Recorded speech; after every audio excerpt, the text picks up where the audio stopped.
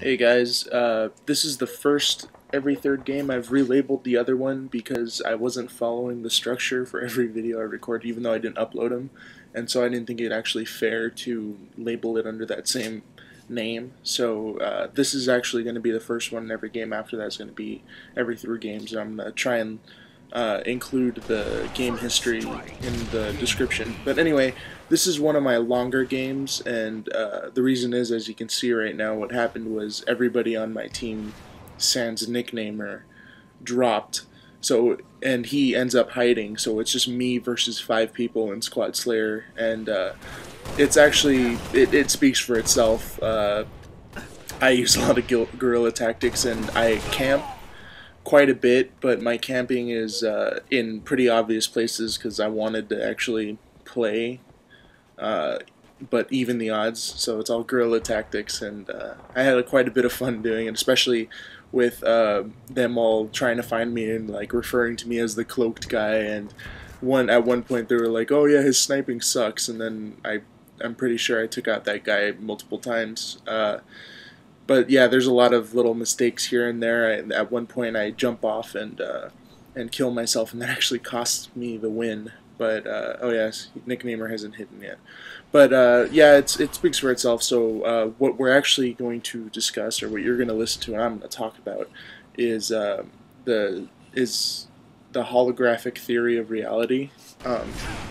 So yeah, as that sounds, this is going to be one of my more cerebral commentaries, and if you guys like it, then I could certainly start talking about other things, or you can submit topics and hear my thoughts on it. That rocket.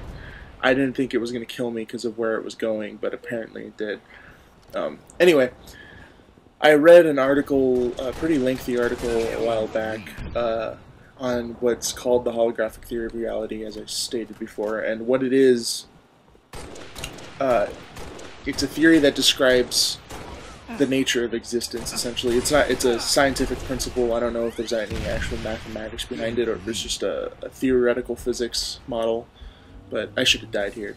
But what it describes is the universe. It tries to make sense of quantum entanglement, and what quantum entanglement is, any two particles in the universe, no matter how far apart they are, there's always one particle is always quantumly entangled to another particle, and no matter how far apart they are, when one particle shifts, the other one will shift correspondingly. I think it actually shifts in the opposite direction. I'm not sure. I don't know the science behind it because I didn't actually look into it, so I don't know the specifics, but you should look into it. It's actually, from what I've seen, it's an interesting concept, and I usually just look into these scientific principles and whatnot and theories for storytelling purposes because I'm a writer, and that's why I looked into the holographic theory, because I'm actually writing a novel using that principle.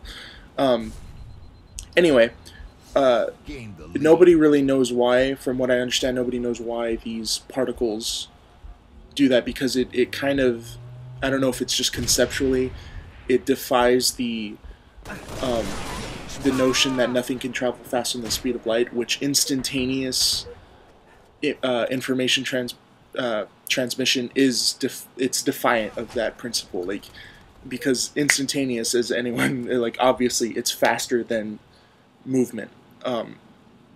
So that defies Albert Einstein's whole theory of relativity and whatnot. And so they're trying to make sense of why this happens, why there's quantum entanglement. And the holographic theory states that these two particles are actually one particle, and it's only our perception of the universe that that we think they're separate.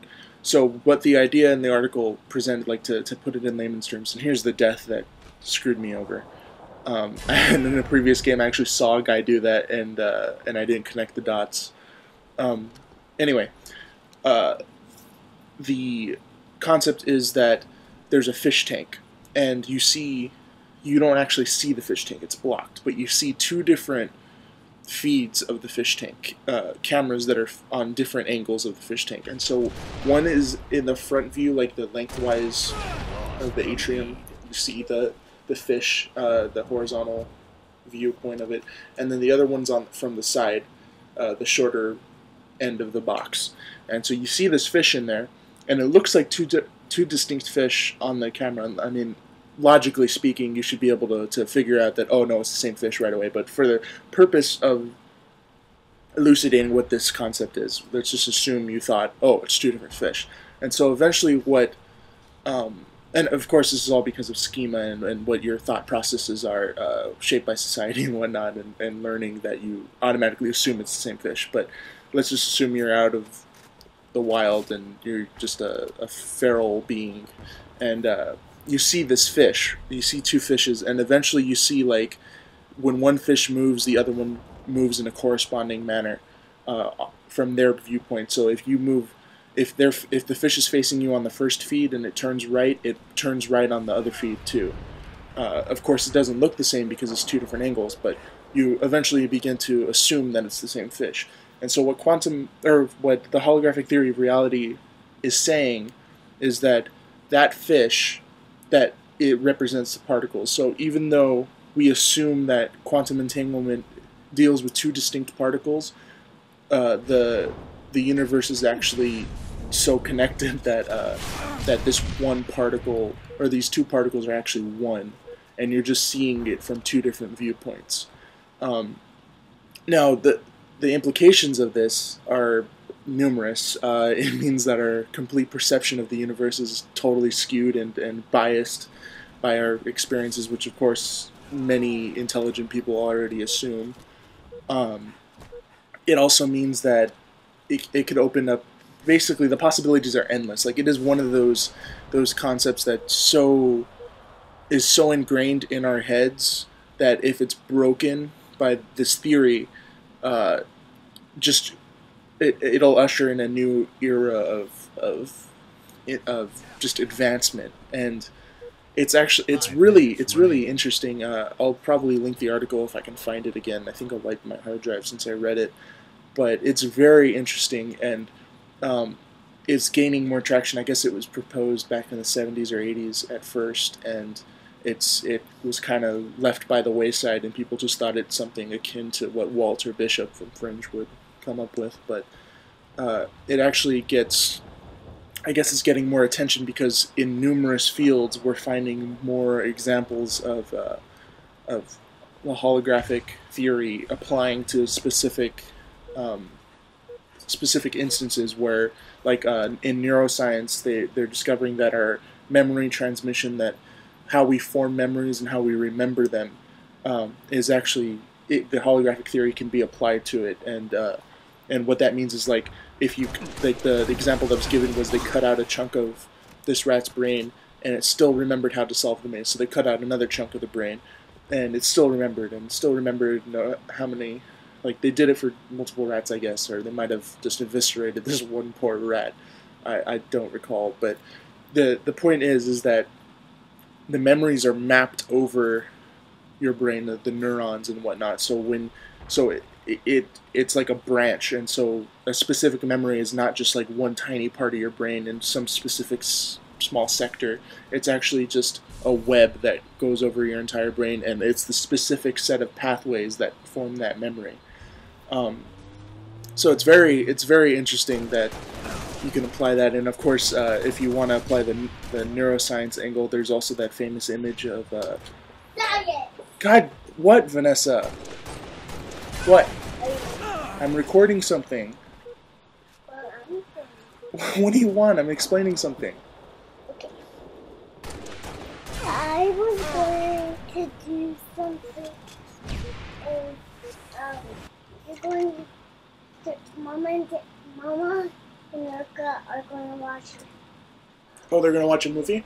Yeah. They're going to watch Hereafter? Is that the movie? Yeah, Hereafter. Okay.